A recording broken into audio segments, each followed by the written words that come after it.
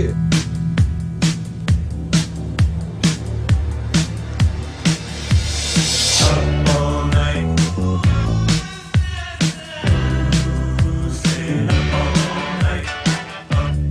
All right, welcome back to the Mantry podcast. This is episode number 2. Cooking simply and effectively is what we're covering today. So the Mantry podcast is meant to help you cook better. It's not an interview. We might do some interviews later on, but for the most part, these are just meant to be 10-minute digestible chunks that you can walk away with a bit more knowledge. Throw them on when you're driving in the car. Throw them on when you're cleaning the house. Everyone's busy. They don't have time to sit down and read a book and all that. So this is meant to be thrown on in between cruising Instagram or checking your email or whatever, and just try and spend 10 minutes a day with us, and we promise you'll be a better cook over weeks, over months, throughout the year. So, first things first, let's talk about cooking simply and effectively.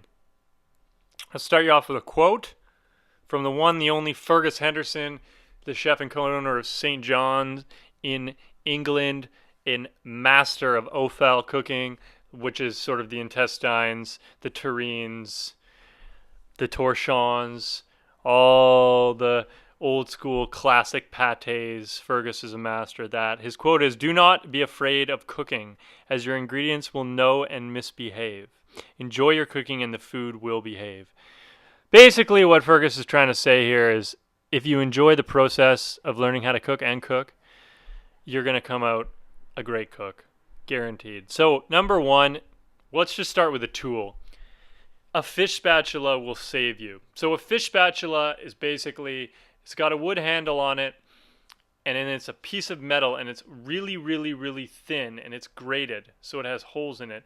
And this allows you to get under delicate pieces of fish and seafood. So you think about a seared scallop, you think about searing a piece of bass or something like that. It's, you know that feeling that like when you stick one of those like chunky rubber spatulas under there and it starts like falling apart in the pan? You can avoid that with a fish spatula. This is something that is in every high-end restaurant. You'll see it on every fish station. It's a fish spatula. They go for about $20.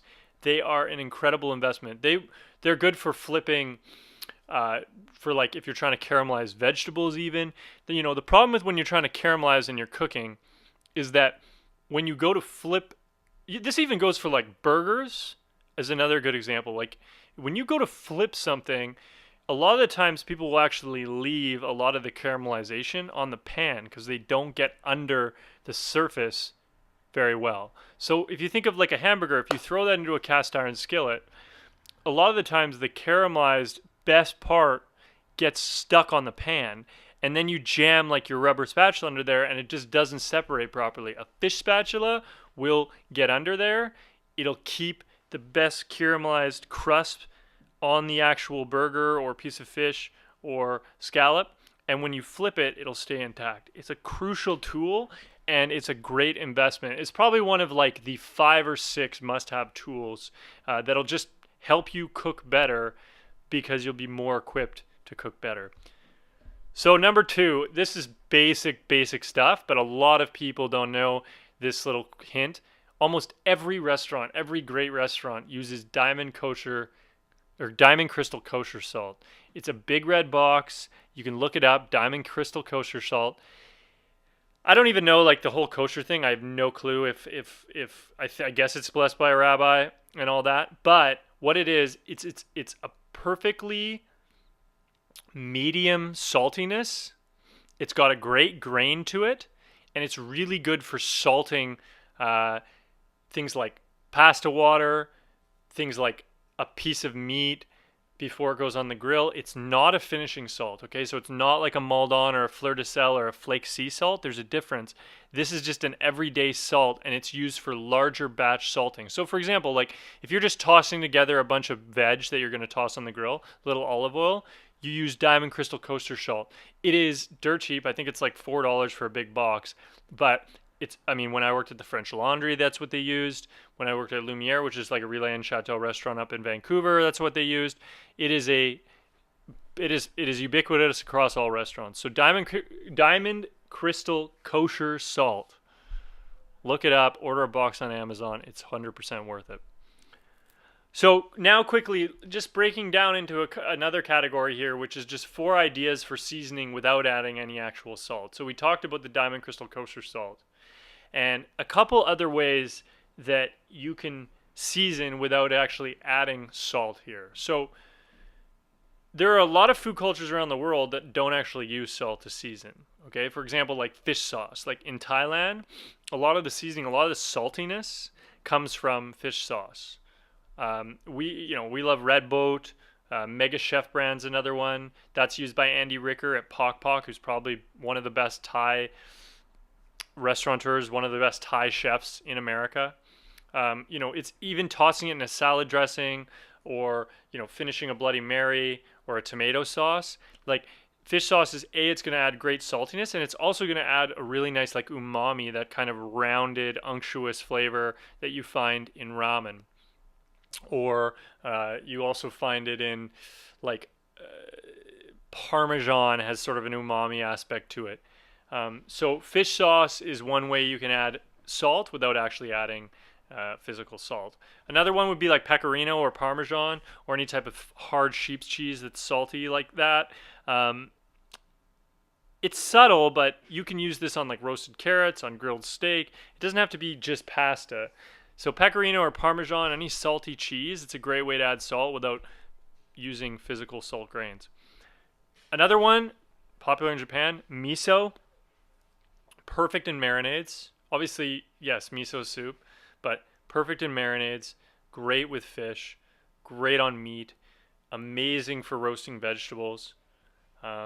Miso is a very versatile. All you have to do is really Google search like 15 recipes using miso. That's the thing about the internet now. Like if you know what to search, you can find so much stuff. But miso has like this amazing depth of flavor. It adds saltiness. And again, it's just another thing you can substitute for using actual salt. And then the fourth one we wanted to cover here was tamari. Tamari is basically just like gluten-free soy sauce. But it is a little bit lighter, and it is awesome for caramelizing like turnips or root vegetables, adding a little maple syrup with tamari, and then glazing vegetables in the oven. I mean, that is like such a knockout recipe, and it takes zero skill. It's literally 2 ingredients and a little heat in the oven, and you're good to go. So, those are just a couple ideas. I mean, you got fish sauce, you've got pecorino or Parmesan cheese, you've got miso, and you've got tamari. I mean, there's plenty of ways to add salt, and the ways that other countries add salt. I mean, anchovies is another obvious one, right? I mean, these are ways that you add like really well-rounded flavor to meats, to vegetables, to whatever you're cooking, without just sort of adding more salt. Okay, so starting to cook simply and effectively. Like a side note here, this one might seem kind of funny, but drink water, okay?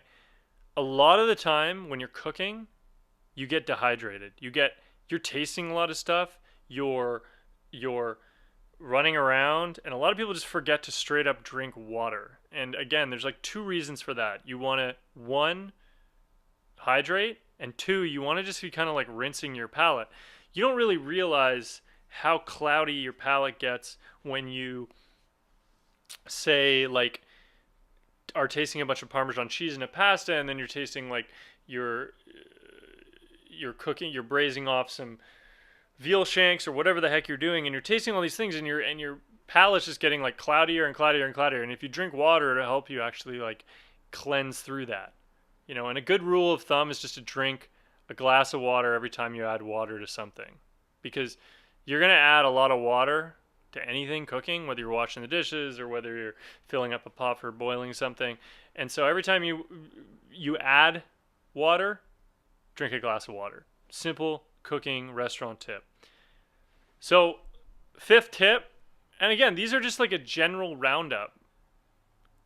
Bite-sized pieces that you can remember that are going to help you cook better. So number 5, shop the morning or the day before and cook in the afternoon. I mean, nothing will bring you more tranquility and zen than having the ingredients on hand well before it's time to get into the kitchen. Think about that for a sec. Like, how many people, when they're going to do a dinner party or they're cooking dinner that night for their girl, for their mom, for family, whatever, you're going to the grocery store at like 4 o'clock and dinner's supposed to be on the table at 6:30. Like, you're just setting yourself up for very, very, very annoying afternoon of running around and worrying about it. So shop in the morning or the day before. Best scenario, like, go shop the day before, the night before that you're going to cook dinner. You can always run up to the store for one or two things, but that takes like 5-10 minutes, whereas doing a full shop for all the ingredients you need to cook something, it's longer, and it can get really annoying doing a couple hours before you cook, and you're just going to put yourself in a bad rush. So that's it. I mean, that is the tidbits for today. So that was a roundup of a way to start to cook simply and effectively. I mean, some of the tips: get a fish spatula, use Diamond Crystal kosher salt. You don't have to use salt. You can use fish sauce. You can use pecorino or Parmesan. You can use miso. You can use tamari, which is like a gluten-free soy sauce. Drink a lot of water when you're cooking, and shop in the morning or the day before and cook in the afternoon. 5 very, very simple tips. Hopefully, if you even remember one or two of those, you're well on your way to being a better cook and to cooking better. So thank you for joining us today. We'll be back tomorrow. We'll lay out some more tips for you guys. Obviously, these things are going to have more themes. We'll focus on grilling or cooking brunch, or maybe 5 ways that you can make great cocktails. But for now, we're just going to start with really simple, digestible tips. So thanks for tuning in. Up all night.